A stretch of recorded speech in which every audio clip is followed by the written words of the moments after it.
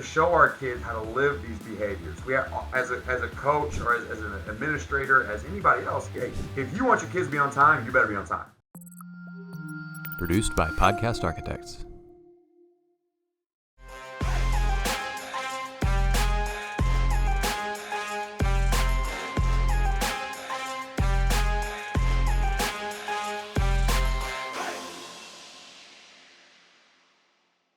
All right, well, welcome to the SLL Podcast, Episode 1. I'm your host, Rick Fernandez, where we talk sports, leadership, and have a little laughter. I'm here with the first guest of the show, Coach Nick Codutti, Fulshear Chargers, Lamar Consolidated ISD. Coach, welcome to the show. Hey, thanks for having me on. Glad I could be the first one, right? Yeah, I feel like I betrayed all my basketball brethren a little bit, having a football guy, and you're the athletic director, so obviously you love all sports. But I want to talk a little bit about why I wanted you on the show, and really it's about what you created over there. And I followed you. I was a fan of yours when we were in Tomball together, but I followed your success, particularly with your program, your kids, and really all the programs over there in Charger Nation. So take us a little bit through the football season. You had a great season, undefeated in district. Kids are just knocking it out of the park. But take us through it and your perspective on it after reflecting. This season was kind of an interesting one. We actually went, when I first took the job 3 years ago, we were a 5A D2 school with 1,600 kids in the high school. So we were a little smaller. And so when I came here, there wasn't much tradition. The school had been open 4 years. I think it won 7 games previously. And so there was kind of this idea of, okay, you have to kind of create something. It's like starting new, but without being new. And so we came in that first year. I don't know how we made the playoffs. First time in school history. Still don't know how we made the playoffs, but we did. And the success kind of rode from there. And so the next year we went 11-2. And then this year, we replaced 9 of our 11 players on offense and actually came out 10-0 in the regular season. Believe it or not, fun statistic, we weren't trailing the entire season except for the first minute and 12 seconds of the first game. And that was something that's unheard of, right? So one of my assistants gave me that stat, and I was like, holy crap, like that's unbelievable. But man, really, when you go back and you look at the season, I got asked this question about 2 days ago. What made it so great? So we aren't the most talented football team. We don't have any Division I athletes, and the teams we play are loaded with Division I athletes. Yeah, talk a little bit about your district too. You're right. It's not a cupcake district by any stretch of the imagination. No. So when I took this job, right, we went through that first season.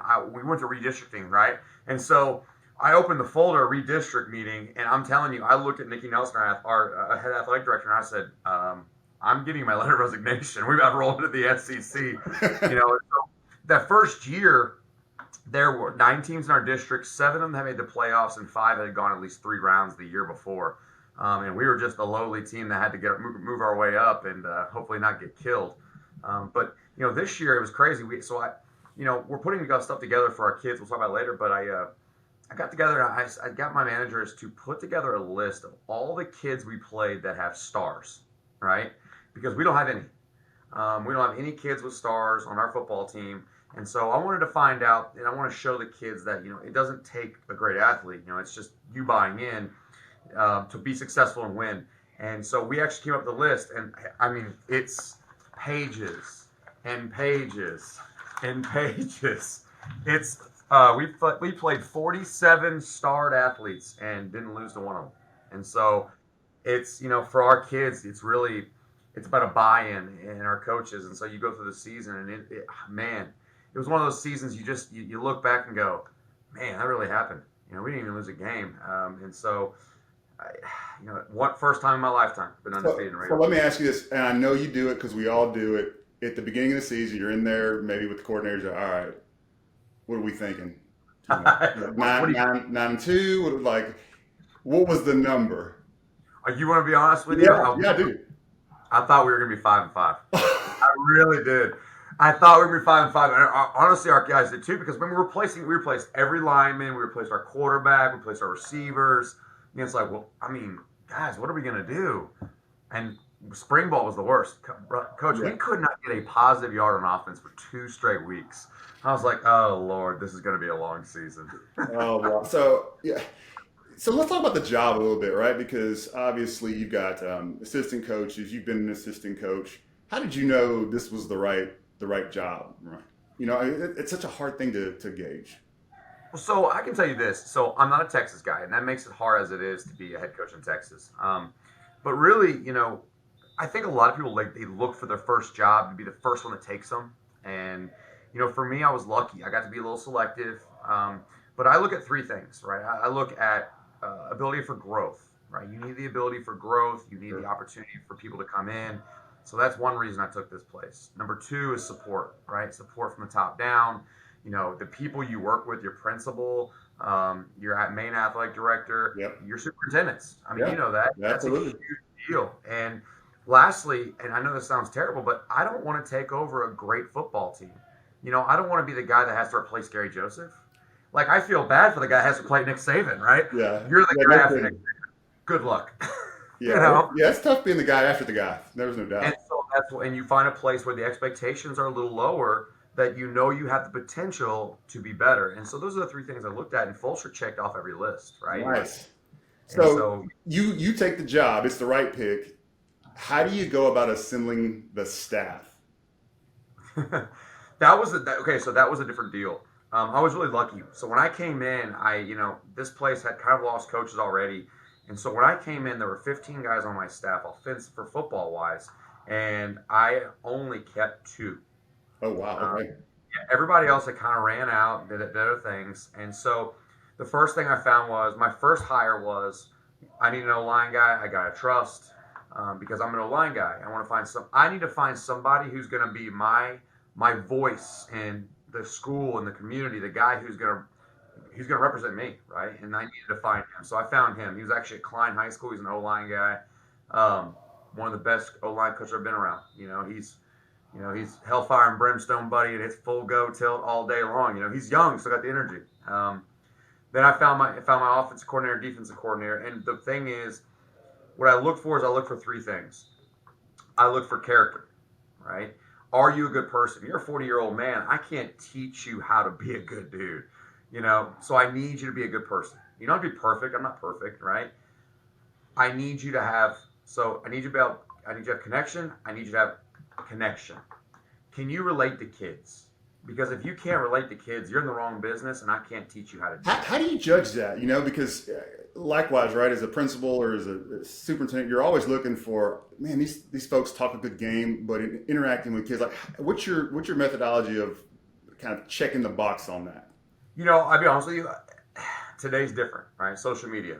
And so a lot of times if a guy has a social media presence, what his players comment and respond to the things that he says Wow. says a lot about a guy.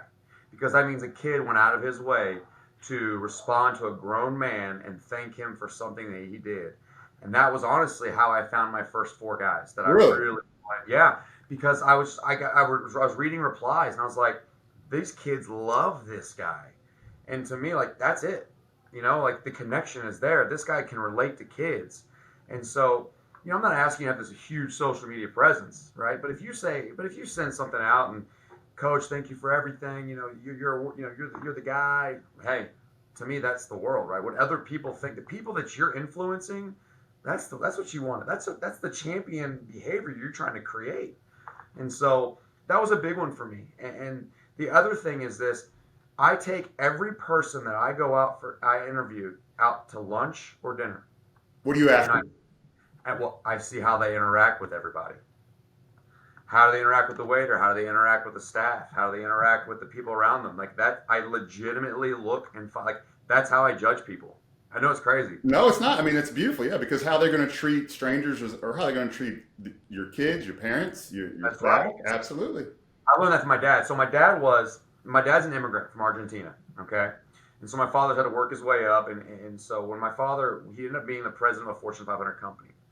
And he used to tell me, he would tell me that, he would take people out to restaurants and judge them how they treated people based on how he felt they would be fit in that community, in that role, in that building, in that system, in that company. And so I just took it. And to be honest with you, it's pretty spot on. It really is. So let's talk about culture because that ties into where I want to go next. You get the job and you have a vision of how you want to establish culture. And I really don't like the word culture because it's just thrown around like that. It's just not. Buzzword. Yeah, how we do our work. That's to me, if you're asking what culture is, this is how we go about our work every day when no one's looking and people can feel it when they walk in the door. That's what all that means to me. But what was your vision for it, and what were some of your first steps to begin down that path? You say that, and I'm lucky. I'm one of the lucky guys that I get to go around and speak about culture because I flip programs, and really you have to define it, right? Because it's a buzzword that's used. Oh, your culture is bad. Your culture is good. I mean, what is it? So for me, how I judge it, if I look in the dictionary, it's basically, what are the social acceptable norms? What's the behavior? What's the common language? What's acceptable? What's unacceptable? Whatever. I look at it as when I walk into your classroom, your field house, your weight room, your football field, your home, what I see and what I hear, that is your culture. Not what you put on the wall, not what you tell me. When I see that you walk into that weight room beside me and I see those kids working, yes sir, no sir, and having a good time, I know you've built that culture because it is a consistent behavior that you've created. So when we came in, it was, okay, what do we have to do? And so number one, we had to find out what it was before, right? So you have to kind of get the vibe, the temperature, right? You got to feel the temperature of what it was before. What were the good things? What were the bad things? And so what I found really interesting was the small things that you normally don't think about were really a positive influence on some of the kids here. So we kind of kept those, but for me, building a culture it's going to be created one way or another with conscious intent, or it's going to be created just naturally. And so you have to make a choice. What's going to happen, right? And so for us, I'm very adamant. I treat the football program like a business plan, right? I have a business plan from the top down. This is how we're going to do it. This is how we're going to market it. This is what our beliefs are. This is how we're going to get there. And so for me, everything that we do, it's, we define what we want, right? What do you want? Okay, I want this behavior. Don't be late. This is what it is. I'm going to define it so you know exactly what it means, right? The next thing we're going to do is we're going to teach it. You need to know everything that is what it is. You need to know how to do what we're asking you to do. The next thing is we have to live it, right? So we have to show our kids how to live these behaviors. We have, as a coach or as an administrator, as anybody else, you got to figure, hey, if you want your kids to be on time, you better be on time, right? Because the people who lead your organization, their behavior and the way that they are going to show the people beneath them, they have to champion the behavior they want. Yeah, absolutely. And so that's what we did. And so we teach it. So when we teach it, we live it. And we live it within ourselves as coaches. And it's stupid stuff, guys. I mean, when I tell you, it's stuff like you're gonna wear a white shirt and black shorts in the off season. Here's why. This is what it looks like. This is why we're doing it. This is what it looks. This is exactly what we need. Hey, by the way, coaches, you're doing the same thing, right? So, and I mean, it sounds terrible, but all of our coaches wear the same thing every day. And I'm not trying to be a jerk, but I'm saying if I'm asking my kids to do it, I'm going to ask my coaches to do it. And then the last thing is, we talk about it, and that's, we have to make sure that we reward the behavior we want. So we don't really focus on the negatives. I don't really punish kids for doing the wrong thing. I reward them for doing the right thing. And that has been the biggest influence of culture for us. So, you've done a great job with the football team establishing culture, but leading an entire athletic department, how do you take the pieces that you want to instill that have worked well for football and get the other coaches and the other sports on board, kind of marching in the same direction? That was kind of the big question is how do you do this, right? Like, because I don't want to micromanage you as a coach. Like, I hire you to do a job. And what I found was I give you a roadmap and I give you a plan and I tell you this is what the expectations are, right? This is what I need from you. Whatever you need me to do, you let me know and I will be there to support you. But what I found was some people really weren't on board and they struggle with change. And you know how that is. And so for me, the answer was very simple. I gave it a year. I tried to support. I gave everything I could. We try to create relationships. I'm a big relationship guy. And so we try to create relationships. I literally cook for every coach in our school, like 3 times a year. Like Yeah, they no, come to my I house. follow you. I'm like, man, how this guy got time to be grilling stuff up, man? What's going on over Right, there? but that's it. But that's if I want my people to believe and love on me. I'm Italian, brother. We break bread. That's what we do. We break bread, and so that's really what it was. But after about a year, you give them a year, and then you kind of give them that expectations, and it finally got to the point. And I'll be really honest with you, it came to a head, Yeah, and we it sat always down, does. It always and I said, does. "Hey, we're at December. It's been a year. We have a problem.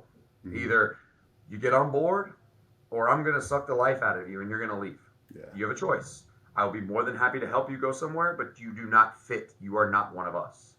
And since I've been here, it's been all probably 3 years and 2 months. Um, we have 2 head coaches on this staff that are left. Everybody else is new. And I've got to be able to hire the people that I believe in, that have high character, that can connect with kids. And now that we've done these things, those sports have taken off because it's a whole program. It's an athletic program. I tell people every day, this is a really fun statistic. At Fulshear High School, for the past 2 years, not one team sport has not been to the second round at least. that's ridiculous. Say that one more time, Coach. That is ridiculous. That's a ridiculous stat. Yeah, so in the past 2 years, not one team sport at Fulshear High School has not been to the second round at least. We've had multiple regional finals and state champions. We're successful top to bottom, and success breeds success. We believe it. A question about coaches, right? So what is the hardest thing for a coach to unlearn? You come in, you're trying to establish a culture, even if it's a veteran coach, if it's a new coach. What's the biggest struggle? That's what we've always done. I mean, It's universal, isn't it? It's just universal. man, I'm telling you, and what I found is the hardest thing: negativity Yeah. toward kids. So every year we come together as a staff, and I make the other sports do it as well. We come together as a staff, as coaches first, and we say, so we did it about a week ago. All right, let's get on the board. Give me every reason we're not going to win next year. Every reason. I don't care if it's something you can control, something you can't. And you'd be amazed. I mean, we come up with lists. First year, the list was real long. But you come up with these lists, and one of the coaches said something that really struck me. It's easy to fall into the negative mindset, right? That, oh, I wish we had this, and oh, we don't have that. And he put up there, and he said, what was it? He said, how did he word it? It was something along the lines of unfair criticism of kids. That was one of the reasons we're not going to win. You catch yourself saying, well, he's just not very freaking good. Yeah. Or, oh, he's, we're just not fast. And it becomes that negative, and it's a vibe, and it's something positive culture is hard to maintain at a consistent level, right? It's like I tell guys, you go in the weight room the first month of off season, you got dudes with Monster energy drinks, and they're excited, they're crunk. And then, a month later, you see them on the corner of this weight room on their phone, and it's kind of worn off. Yeah. And so being consistent with it is the hardest. And so that's the biggest thing for me, is finding that reason of, hey, you cannot be so negative, and you've got to force yourself to be positive. So when you're working with your coaches and your staff, whether they be brand new hires or veterans that have been with you, how do you determine when to release some of the control, right? To allow them, empower them to guide or take more control of whether it's the offense, the defense, the workouts, or how things are done? What's your measure for that? What's your gauge? So really interestingly enough, the first thing I do is I ask them. We have meetings, just like anybody else. You have those meetings, those conversations about, this is, whatever it might be. So you get to know those guys, and you get to know the coaches and say, what is your aspirations? What is your goal? And so, most of them, I want to be a head coach. I want to, whatever. Okay, so here's what we're going to do. I am going to give you something small, right? It might be like, if you're a new coach, I'm going to give you the equipment, and it's not a shot. I'm going to give you something that you have complete control over, and whatever I need to do to help you get the job done, you let me know. And so I'm here to support you. So what I've done with all of our coaches is I have, the coaching responsibility tree. The one thing I learned, and I learned this from Kevin Flanagan because really honestly I had to do this, delegation. Like, okay, Coach Jones, you are the elementary liaison. This is my expectations. I need you to meet them. I want you to put your stamp on it, do what you need to do, and at the end of the day, if you need something from me to make anything happen, you come to me. But I'm not going to step on your toes. I just need you to let me know what's going on. And so those guys feel that ownership, right?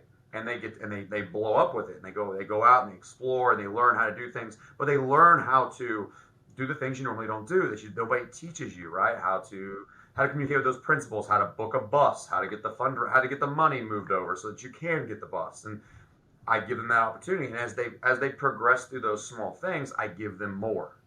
And when they get to a point, I say, okay, you're ready. It's time. Now I've seen you be successful in the things I've given you. Let's move on to the next one. And so that's our way. So typically in the locker rooms you've been in, which position coaches are usually the smartest? If you had to pick one, is it the OC, the DC? Throw me under the bus, man. You got to pick one. Which group? On the whole, not talking about Fulshear, but just on the whole. On the whole, the smartest ones, true story, are usually the O-line coaches. Why is that? Because I was an O-line coach. No, honestly, no. To me, it usually is because it's the guy that has to know more and do more. Now, they may not know the vast majority of the information that's going on, but they're usually the ones that are sharpest about what they do, and that's what I have always found. At least that's what I've hired or been around. What's the interaction like? I've always wanted to ask this question. When you're starting a new season and you're thinking about, we need to switch up our offense or switch up our defense, what's the process to do that? Well, it depends on who's your offense or defense coordinator, right? So, For me, I call the offense still. I don't trust people enough. Not yet. So if something screws up, it's on you. It's my fault, right? And then if something goes wrong, I just look up at the booth like. But no, really, it goes back to you have to look at what you have. Like, who do you have? It's high school football. I'm sorry, but I'm not one of the elites that get to recruit everybody. You don't know what you have, so you have to make plans for that. And you don't really, and for us, we don't change what we do, we just change how we do it. So, to give you a great example, so my last year at Tomball, we were predominantly a 4 or 5 wide empty team, and we ran the quarterback a lot. My first year at Tomball, we threw the ball 65% of the time. This year, we were 35% double tight, straight T, 11 guys in the box, everybody in 3-point stance. Wow. But that's just who we had. Those are the kids that I have. Right. And so you have to get, if you hire coaches that are bought into you, then those coaches are going to buy into the fact of what you're trying to sell them and help them understand, make them understand, this is about us. We're trying to win here. What do we need to do to win? Sure. And sometimes, and you know as well as I do, when you're leading men, sometimes you have to make them feel like it's their idea. Oh, absolutely. That's 90% of the battle. I mean, thinking back in my young days of how many people probably did that just so I felt like, okay, at least I got my voice out there. Yeah, we wanted to shoot a 3, and I'm wanting to lay up to the post guy, and I know exactly how that goes. I'm always fascinated with the young coaches because I know I was the same. Thinking you're ready before you're ready, or when are you ready? How do you coach your young coaches on when they're ready? What advice do you give them? How do you go about, hey, I'm going to apply for this job and talk them through that process? Because sometimes we're just overeager, right? We want the job before we know if we're ready for it. I mean, you were probably the same as me. You thought you were ready before you were ready. Oh, 100%. Right? I knew it all. I got all the answers. For me, it really is, I find guys that are in those boats because I was that guy, and I want that hungry man. I want that hungry young man. And so, and I give you an example. So, on our staff, so I'm 40, and I'm the second oldest guy on my staff. So, I mean, we're young. Yeah, right? Real young. Yeah, and I have the kids table. We call it the kids table. I have 4 coaches that are under the age of 25. Oh, wow. Okay. Trust me, it's like babysitting. I asked them the other day, I was like, have you seen Dumb and Dumber? No. What? And so, you have to feed into the idea that they know what they're doing and you have to guide them. So when you talk about how do you know when the guy's ready and how do you kind of handle that situation, it goes down to, I'm going to give you scenarios to be in. I'm going to put you in those scenarios. Like I have young coaches that call freshman offense or JVB offense, and I watch them and I sit with them and I'll watch them succeed or fail, and I'll just look at them. And the guys that they'll kind of look at me and they're like, "What do you think?" And I was like, "Well, what do you think?" And I try to talk and walk them through it. And then after the game, we'll meet and talk and say, "Got yourself in a situation? Yes. Well, how did you get out of it? Yes. Okay. What can we do to better ourselves and get ourselves ready for the next situation, right? What'd you learn?" And I make them write it down. I truly do. I make them write it down. Like I make all of our young coaches have like little journals, and I make them write down a situation they got put in, how they got out of it, and what they learned from it. No, I I know love it that. sounds cliche and ridiculous, No, it but doesn't. I mean, that's an excellent practice. It's all we often overlook that. We all nod our heads like we get it, and then 2 weeks go by, you like, what was that? Yeah, forget about it, right? yeah. Or you romanticize the story, Oh, right? wow. That's How many more. times? Yeah, Yeah, right. But it's yeah. in paper. It's on paper. Oh, well, I guess it really wasn't the way I said it was. It's helped our guys. I used to do that with Kevin, with Flanagan and Tom Ball. I would do it all the time, and I'd write down these situations. I'm like, I can't get stuck like this again. I'm never gonna do this again. Right? This was bad, and so I tell them. I said, when we stop having those conversations, that's when you're ready. If you're advising a coach, right, they're going to apply for the job and you feel like they're ready, but neither of you know much about the district, the students. You've tried to do the best research you can. What's the advice you give them? Like, hey, go find these things out before you apply for the job. Is there any specific advice?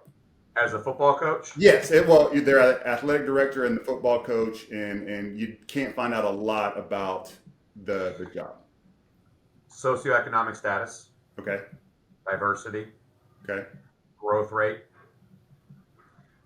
longevity of support system of administration. So what is that like? Explain that a little bit. How long that those administrators have been there, and have they been moved around, or have they been there forever? Because I can tell you if they're wanting change or not. And that's what I usually tell them. Like, you have to do your research and understand. And the other thing I tell them is this: go visit. Can you live there? Yeah. Go eat at a restaurant. Is this a place that you like? Because at the end of the day, it's quality of life, man. That's why I'll never go back to college football. It's quality of life.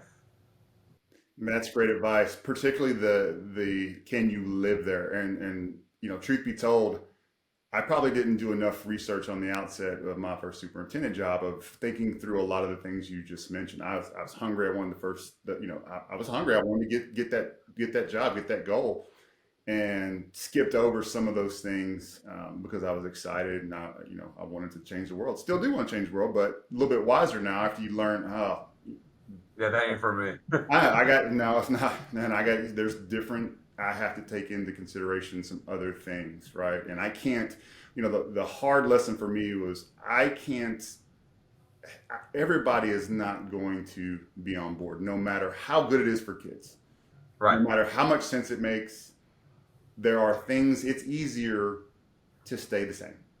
Change is hard and self-preservation is real. Oh man, it is. And as soon as you rattle that cage and people understand that there's a different lens about the accountability of what we're producing for kids, it becomes a rocky ship. There is no doubt about that. It does. And you know what I find interesting is that, and it's always the new, I'm sure it's in the superintendent world as well. I actually just had lunch with a superintendent today. And it's one of those things where, you know, everyone is always, it's that new, right? Everybody wants to join the new. And they went, oh, this job's open. Why?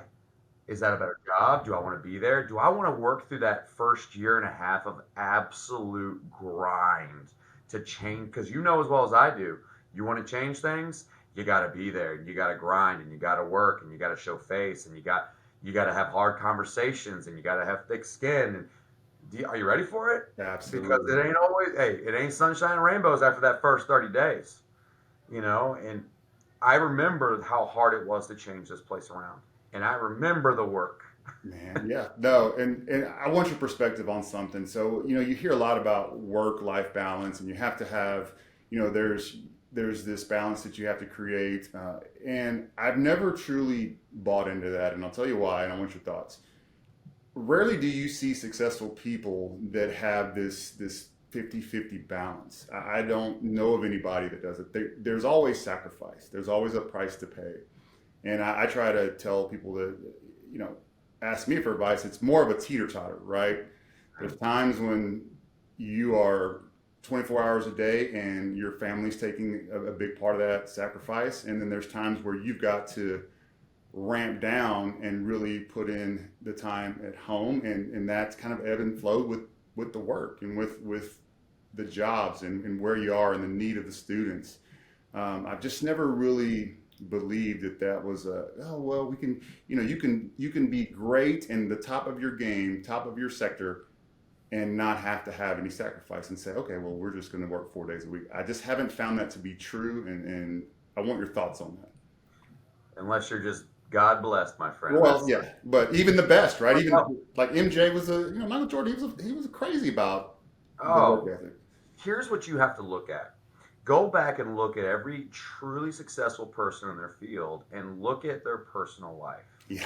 Most of them are disasters. Oh yeah. I'll be honest with you. Like Bill Gates, he's so great. Well, his wife just divorced him. Jim Bezos, right? Like, okay, Jeff Bezos. Well, congratulations. You know. But that's really a true statement, and there is no balance. For me, and I've learned this as I've gone on, and I've become, like, I've gotten older, and I've started to learn these things. Like, you find those times, and you steal those minutes one way or the other.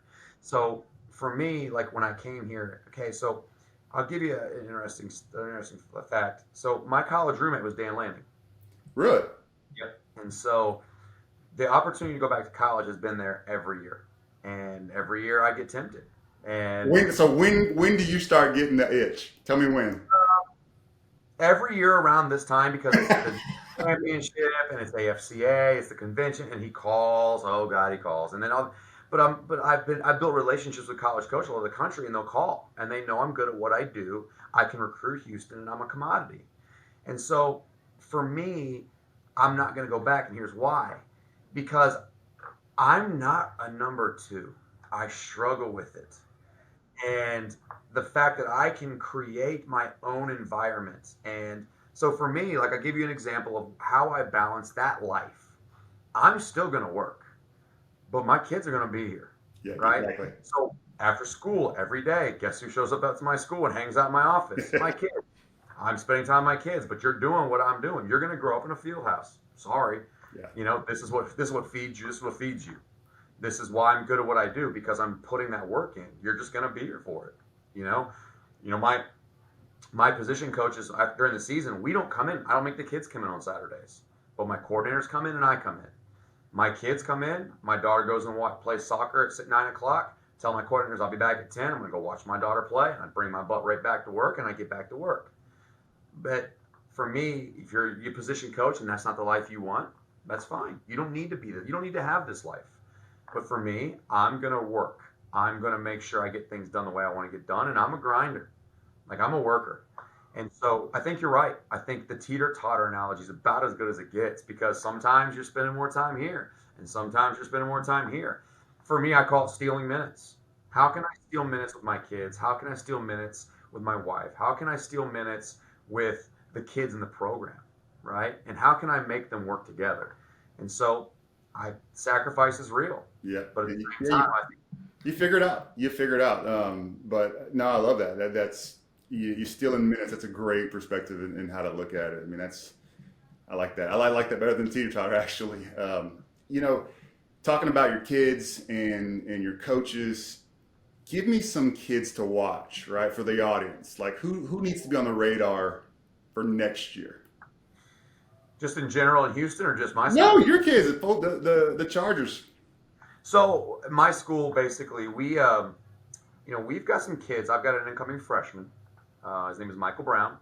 He possibly will be the first generational Division I kid here that's come through. So here's something really interesting about Fulshear.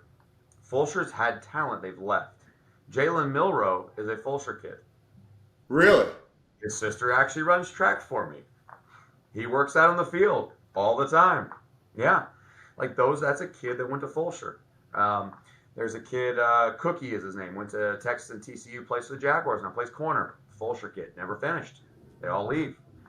Um, I have a D lineman named Sheldon Rice who has 9 offers now. He's a stud. Definitely someone you probably need to keep your eye out for sure. I've got a safety named Ahiman Ideale, a Nigerian kid who's never played football until this year. Picked up his first offer as a junior. Plays free safety. Just naturally. Yeah, just like 90-foot long arms, Yeah. Hello, coach. How are you? Yeah, I'm great. Hey, Heman, I'm doing good, buddy. But really, what's interesting about us is we don't have those kids. We don't have 5-star athletes. What we do, if you want to watch Fulshear football, what you're going to get is you're going to get an offensive line that is just mean and dirty. You're going to get a fullback who has blonde hair down to his butt named Zane. We call him Thor. And he's probably the nastiest human being on this side of Houston.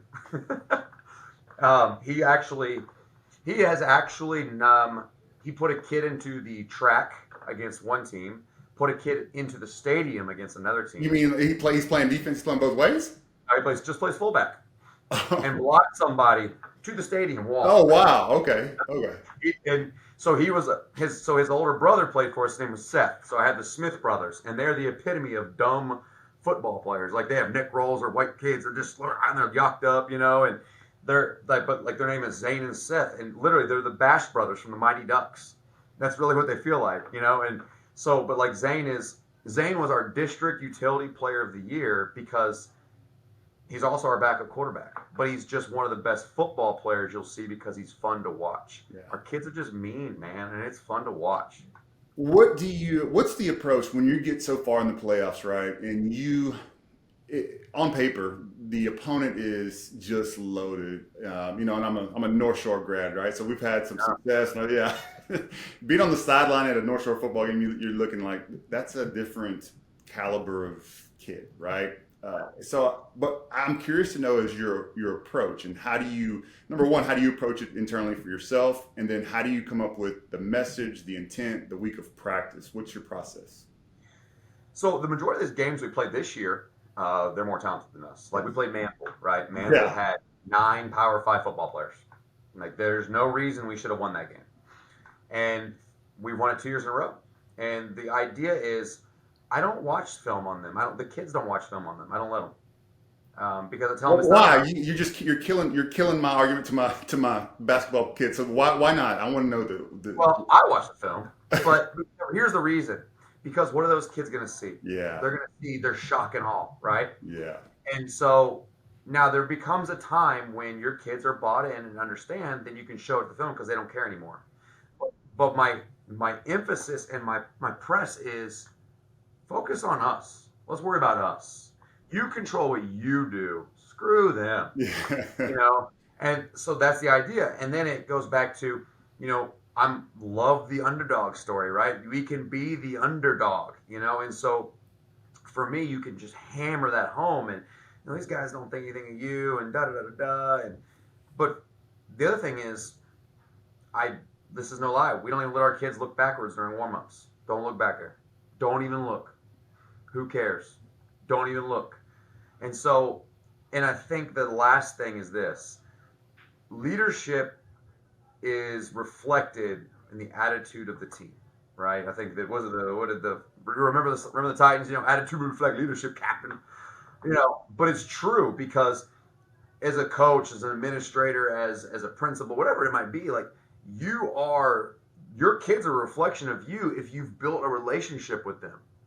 And so let's get real. Here's something funny for you, and this will kind of run down to that story. So our coaches give a 10-minute talk every day. It's kind of our character building, kind of our talk with our kids during the athletic period every day as we rotate through our progress and our programs in off season. My O-line coach, they talk about our 4 beliefs, right? And our 4 beliefs are we're united, unified, unique, and unlikable. Okay, and it's a thing. It's a thing. Because we have to find something. Remember, I told you it's a business plan. You got to market something. That's right. And that's our marketing. You got to find an edge. We're the villain, and we're okay with it. Hey, that's the shirt. I came up with this shirt. Embrace the villain. Like, be the spoiler. I love playing on the road more than home. I wanted to go play on the road. I loved when the taunts, Like I love that, and that's why I love players like Jimmy Butler and just Yes. that are just killers and want to go spoil everybody's good time. I love it. Being the villain is fun. So how I teach those kids is we showed them like Batman, and then when he's fighting Bane, and I'm like, how many of you really like Batman? How many like Bane? They're like, oh, Coach, Bane's cool. Yeah, we're Bane. Just a better ending. But you're the villain. And so what my coach, my O-line coach did, he was doing unlikable. And so he actually went around and polled 30 coaches in the Houston area and said, tell me why you don't like us. Why do you not like Fulshear? And the number one reason, me. Really? And they said it's not because we don't like him, but that's why people don't like Fulshear is me because and the reasons given were one, I'm not a Texas guy and it pisses a lot of people off. Two, I'm arrogant and I'm cocky and I'm a social media like guy. I'm willing to look like an idiot on social media to make my kids get more publicity, right? And that pisses people off, especially the old heads. And lastly, they don't like the fact that I am extremely confident in myself, but that rubs off on my kids. That is, that reputation was given to me, and I'm just like, okay, let's own it and let's run with it. Let's have fun with this. So I tell the kids, hey, if they're gonna hate me, they hate you, so you might as well enjoy it. I love it. I love it. I love how you're using that to the advantage of your kids. I love that. That's awesome, Coach. I love it. Something different, man. No, but that's why I wanted you to be my first guest because I wanted to see how you're doing this. And when people are having success where normally success is not expected or hasn't happened, then there's something there to tap into. Coach, give me a coach to watch. Somebody on your staff that's going to be the next good one. My defensive coordinator will be a head coach very soon. His name is Jared Sloan. Jared was the defensive coordinator at George Ranch back in the day when they were in the state title. He is going to be a head coach the next year or two. He was a head coach at Hardin Jefferson and Rice Consolidated, and I think coming here was good for him because it was good for me because let's get real. I know my strengths. I am not the most organized person in the world if you couldn't tell by looking in the back of my office. But he's super organized. He's super on point. He's on time. And it bugs him to death that I am fly by the seat of my pants. Hey, this is what we're doing today, boys. Let's have some fun, But it was good for him to kind of have to deal with that, and it was good for me to have somebody help me become a little more organized. But he's a rock star, absolute rock star. And to be honest with you, Coach, I will say this: I've been here. This is my third season, and I have a feeling I will lose about 3 or 4 more coaches to coordinator or head coach roles. So I've lost 8 coaches now, and all 8 coaches were position coaches that became coordinators or coordinators that became head coaches. How important is that to you that your tree is flourishing, right? Because a lot of, and I've been a part of teams where they'd rather do everything to keep you because of the work that you do, is instead of get you your goal because it's easier for them. So how important is it for you that your tree is flourishing? If I am not growing you as a coach and as a man, I'm failing you. Yeah. And so my goal is, I tell them, I said, if your aspirations are to be a coordinator, to be a head coach, if you're with me more than 4 years, we're doing something wrong. I told them, and my whole goal is, and I tell them when I hire them, use me. I use my coattails. I'm a popular coach in Houston. Use my popularity and propel yourself into what the role that you want to be in. And how can I help you? That's kind of the whole thing of me giving them the ownership to those responsibilities. Because when I give them that chance happens, I want them to be ready. I've worked for guys, like you said, who, they do everything. And when these guys get jobs, they have no clue how to do a budget. They have no clue how to, how to even go to a board meeting. They have no clue what it means. And so for me, it's, Kevin gave me a lot of leeway at Tomball. He really did. And to be honest with you, it was the best thing I ever did because I had to learn how to do stuff. Yeah.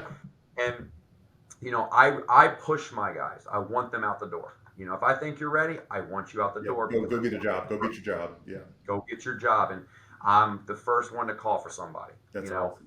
Because people called for me and it made me rise in my career. Let's talk a little bit fun. So Yeah. obviously, I follow you on social media. Who comes up with the events? Who comes up with, because the time that I saw Coach pedaling his bicycle and the other coach on the skateboard, like I'm thinking this thing goes several ways with the principal and the superintendent. Well, I'm dying laughing. I'm like, somebody had to come up with that. So okay, so again, half my coaches are young, right? They're like 25, 30 max. And so we came up with these ideas. So a lot of the videos we did like skits. They came off of spirit days that we had, and it was our reason to dress like idiots and act like idiots. So we would Right. come up with a skit that would had to do with that dress up, like the American Day, right? We came up with the whole Napoleon Dynamite American flag skit, right? Break the wrist and walk away. But it's about, for us it was like, okay, when they hired me, you know, the AD that was here, she's not here anymore. When she hired me, she said, I need you to do three things for me. And one of them was, I need you to not be a typical high school football coach. And Yeah. I said, you hired the right man. I can do this. And I toe the line. I do. Oh, God, I toe the line. So But the principal though, like, is there ever a time when he's just like, or he or she, I don't even know, but are they just shaking their head and like, "Ah, here we go." I have been blessed, man. I really have. My principals are pretty on board. Awesome. As long as I don't do something stupid, Right. because they know that at the end of the day, I'm creating a positive image for our school, right? And so I think they also like that people want to be a part of it, and so people are coming here. Like, we're one of the few schools that doesn't have a hard time finding coaches. Yeah. We don't, because people want to work here. A hundred Um, percent. That's why I wanted to interview because I wanted to know. I was curious. I like something's going on here, and they're having way too much fun for me that's not to ask what's going on. At the end of the day, this job is too stressful and people are too much to not go have fun in ourselves, right? Like, how many times, like, for my job, and this is a struggle, how many people think they can do my job better than me? Oh yeah. But, Everybody, everybody in the stands. Everybody. right. And I'm not Everybody. going to change their opinion. So, you know what? Screw it. I'm going to do it my way. Yeah. But it also goes onto the football field. I don't kick PATs. I always go for two. I don't punt the ball. I kick onside every time. I drink coffee on the sidelines when I coach. We have a coffee bar and a hot chocolate bar on the sidelines. Shut up. Swear to you. So so if it's a cold game, like, no lie to you, like, our managers will hand out hot chocolate to people in the stands, and like some of our coaches will be drinking hot chocolate while we talk. Like, I'm being serious, but it's this image and this idea, like, we're not going to do what people normally do. Like, our coaches' shirts are the NWO. Yeah, oh, you see my wrestling belt? You know I was Oh, all over that level. like, we're the NWO, and so, like, next year the guys are like, we need to be D-Generation F. And I was like, yes. But it's fun and it's exciting, and the kids like being a part of it, right? And so, for me, it's not about me. It's not about my, how I feel. And it's not, if you're a 50-year-old head coach, who cares what you think? Are those kids having fun? Like, I hire a filmographer to film everything we do. I hire photographers. We'll do those things, but we're still going to do things the right way. But we're not going to do them the way everybody else does them. What type of pushback do you get sometimes from internally from some of your assistants? Right? They're like, coach, man, I don't know. Like, is there? Because obviously you're right. It's hard to be a number two. That's one of the things that was hard for me coming up. I always wanted to do it my way as fast as I wanted to do, but I was smart enough to recognize I got to have somebody that's going to balance this out, or else, all hell breaks loose. You have to have that other voice. So I have two guys in the staff that will look at me closed door and say, dude, no. Okay. All right, you're right. I probably shouldn't do that. That makes me feel better. Yeah, you got to have at least a couple of those I people. have to, because I'm that guy where I'll take it as far as I have to. Yeah. But it's really funny because you've got guys.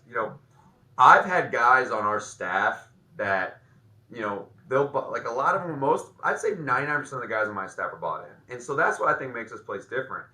This is the only place I've ever been where after a game, all 15 of the coaches go out and drink beer together, all of us, And brother, we got every type, race, we got every gender. I've got a female coach, and we all go drink beer together. We have a great time, but at the end of the day, we know that we're doing the best we can for kids, and they know at the end of it all, I want these kids to have a great experience, and they know that, and so that's why they're bought into that, and it helps when you're successful.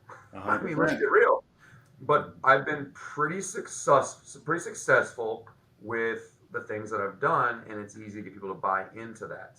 Um, I think the pushback more or less comes from the community, some of the old heads in the community. Sure.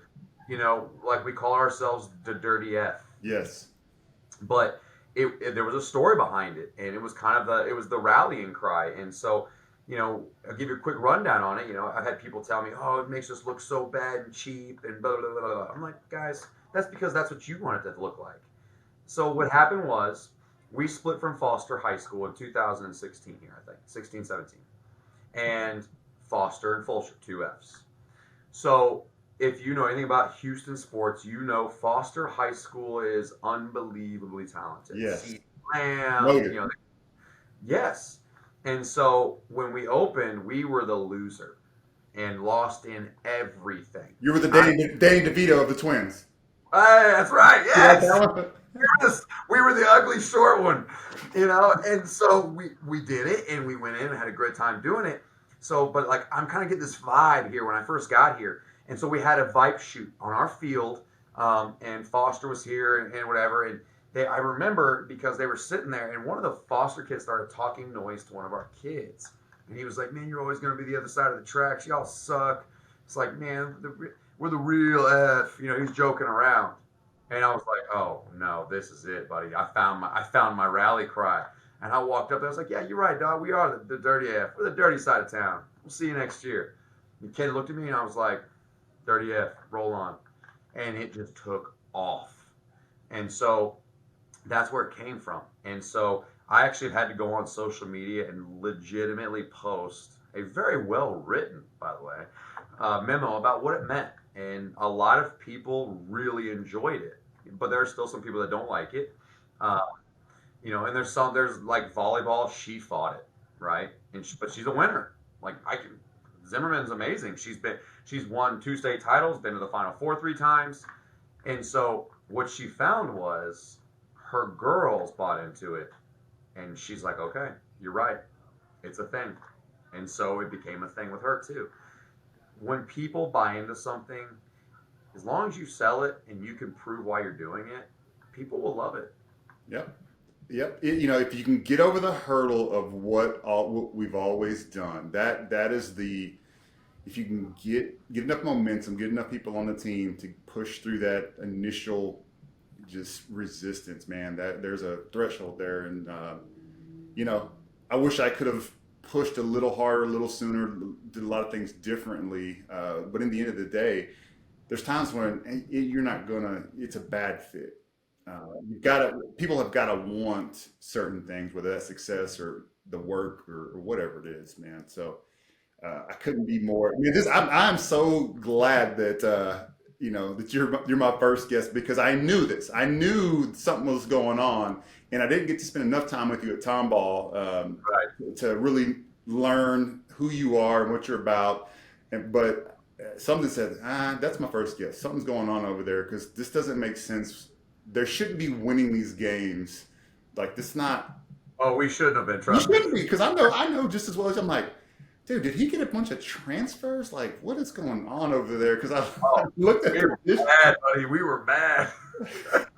But it's been fun, man, and I'm glad you did. I love doing this stuff, and I love just talking about this place and these kids, man. It's a great place, and it's places like this and coaches' offices that we have here. It doesn't happen all the time, and this is a special moment that I'm gonna have to learn to treasure, because it's not always like this. When everybody's on the same page and everyone really loves each other. Like, if I could call any one of my coaches and say, "Hey, man, I got a flat tire. Can you help me out?" and they'd all come, every one of them. And I couldn't say that ever been. And I know how special that is. I feel bad for the young bucks on my staff that this is all they know. You Because get spoiled, man. Talk about being at North Shore as a high school, yeah, losing right. 8 games total in 4 years, and then going to college and playing, first round draft picks, and like I never lost like this. You're right, Exactly. man. Well, That's a culture shock. here's a stat that I got today. Since I've taken over this program, freshman, sophomore, our freshman, JV, and varsity football, in 3 years, we are 77 and 15. Oh gosh. And like I got that, and I was like, we're what? I knew we won some games, but we're what? But it's a product of. Let me explain this to you. We're the fastest growing school in the state right now. Okay. I have kids that come here to play football that leave because our kids will look at them and say, Coach, they're not one of us. Yeah. They ain't gonna make it. They can tell. Kids can tell quicker than anything in this world about who is real and who isn't, whether it be adults. Our kids run the show, buddy. They know the expectation, and I mean, it's Coach. I've got a kid right now that left, kind of wants to come back. I got my captain's group and said, "You guys got it. You tell me what you want to do. We'll do it." Yeah. And they take care of business. So. Last question. I'll let you go because I know you're busy. I want you to react to a quote from Michael Jordan that I just absolutely love. It was from The Last Dance, and tell me your reaction to it. He said, winning has a price and leadership has a price. I pushed people when they didn't want to be pushed, pulled them when they didn't want to be pulled, because that's what it took to win. God, that is so true. In a role of leadership, you're not here to make friends. You're here to put people where they want to be. And sometimes they don't want to do the things they have to do, and your job is to lead them there. And let me tell you something. You lose friends, and you got to have thick skin, and you got to be able to deal with the criticism. But at the end of the day, if you believe in what you're doing, and you get them to believe in it, it's worth it, man. That's awesome. Coach Nick Codutti from the Fulshear Dirty F, the Chargers, man. Thank you so much. Thank you so much for joining me. And we got to do this again because I got so many other questions. Sorry I took you I took you off track there, but I just kept coming up with stuff. I really want to ask this stuff, like, because I've always wondered. I know what basketball's like, but I have no clue what football's like, man. It's a world, right? Yeah. It is, but it's a different perspective, dude. The thing you said about social media, I'm kind of pissed off that I didn't think of that. Like, to look and see what responses look like and see how they're like. Yeah. I mean, why would that? That's a.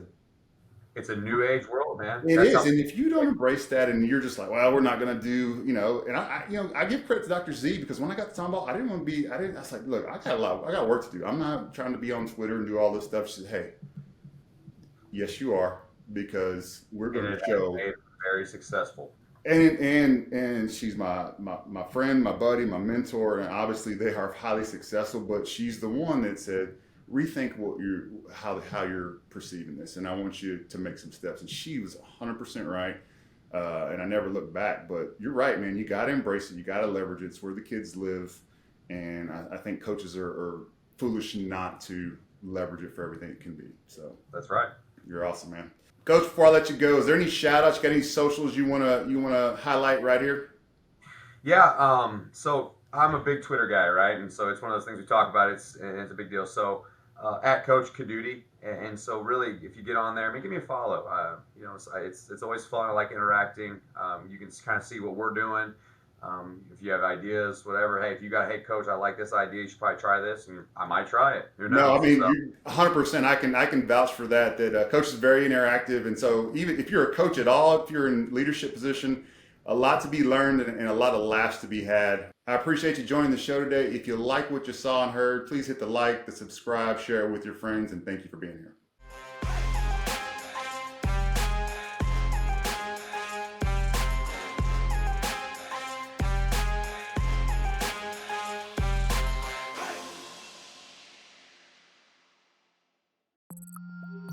Produced by Podcast Architects.